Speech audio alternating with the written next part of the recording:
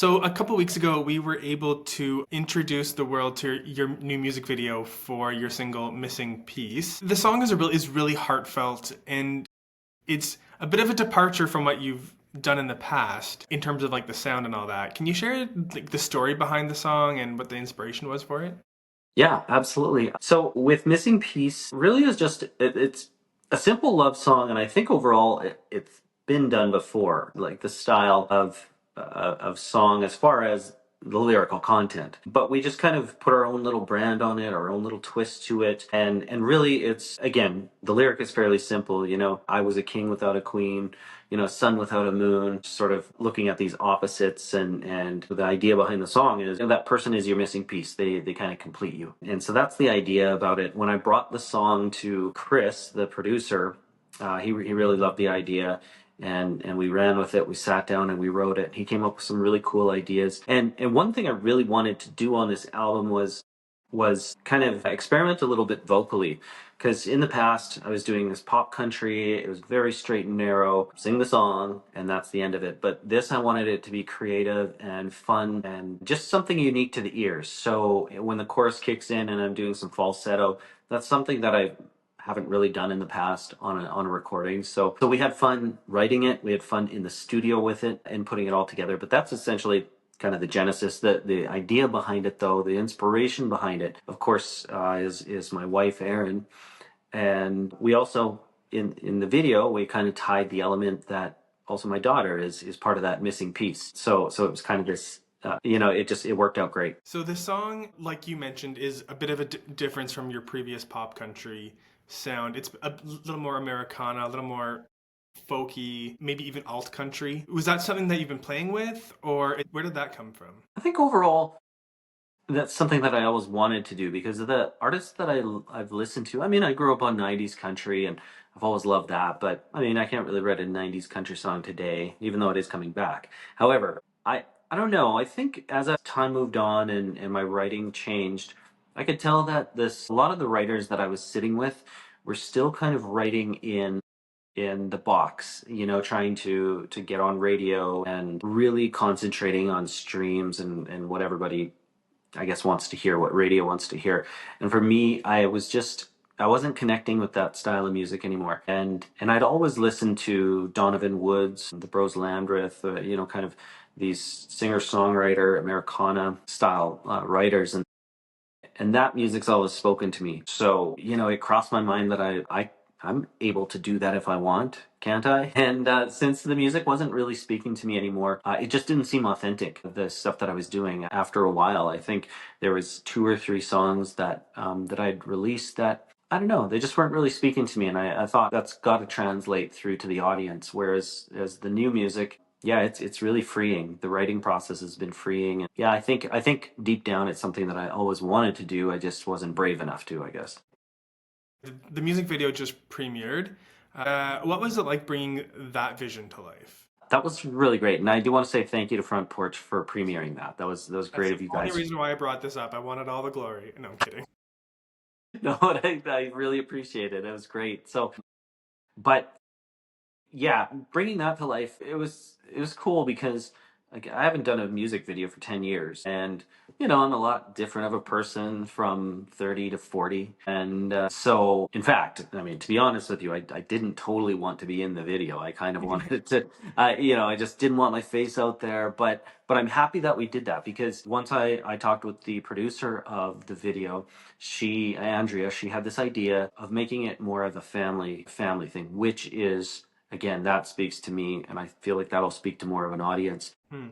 because it's more authentic. Then it's really Like you of what said, it adds to the missing piece of it all.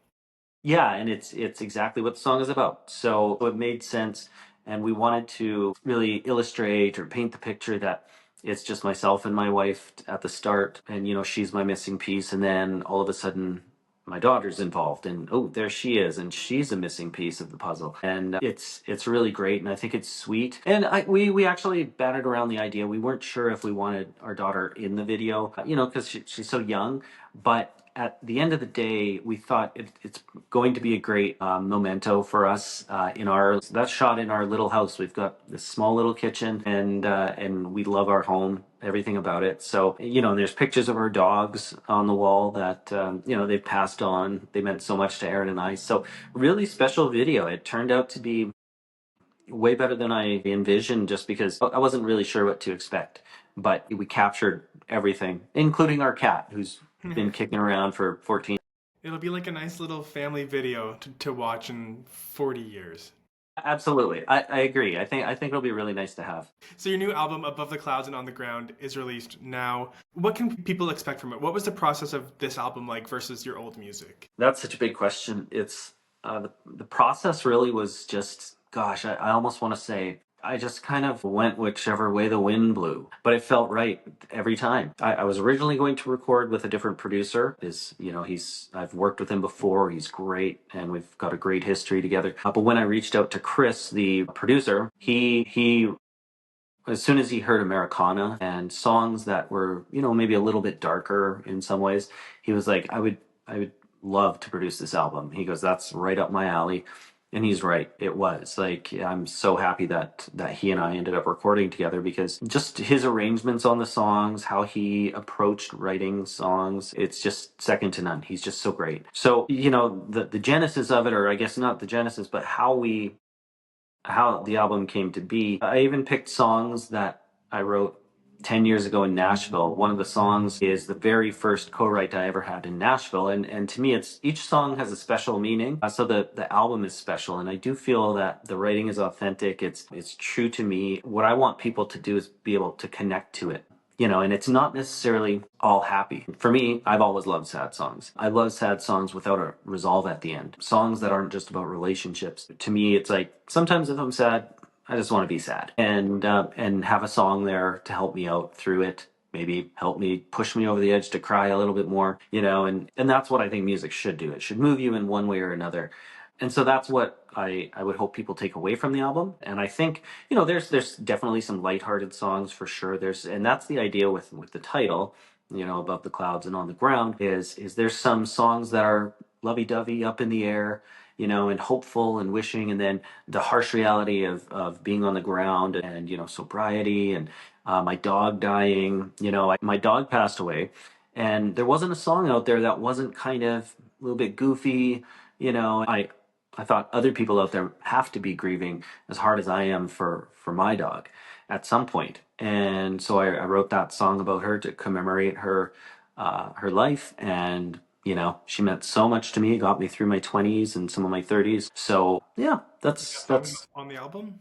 yeah, it's actually just called "The Song for My Dog." I hope you like it, even though it is sad. Again, it's not really a song that's meant to pick you up. It's a song that's to say, "Hey, man, you're grieving. Try this." It's to allow you to also grieve. It's to give you permission to have a cry. And so the album, I feel like, is full of those types of things.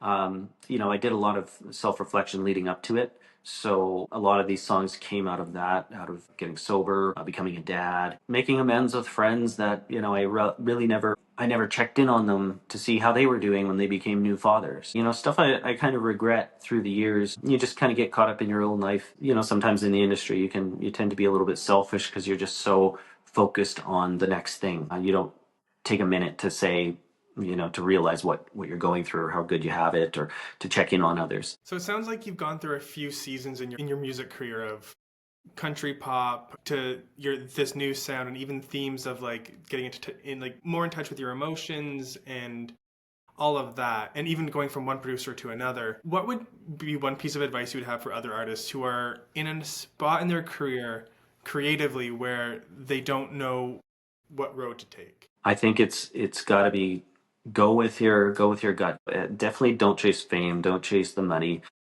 That's just going to lead you nowhere. Yeah, it might be popular for a little while. All that stuff is fleeting. I've never felt so fulfilled in my entire life than I do with this album and this entire project. I feel like, if more artists approached it that way, and it took me forever. It took me 20 years to get to that point. Not that the other stuff I did didn't mean anything. I'm very proud of what I did in the past. But I think, um, I think going with your gut and not chasing the wrong thing, just doing music and performing and writing because you love to do it. The new album Above the Clouds and on the Ground from Alex Runions is out now. Go stream it, and keep an eye on frontporchmusic.ca for any new updates. Thanks so much for joining us.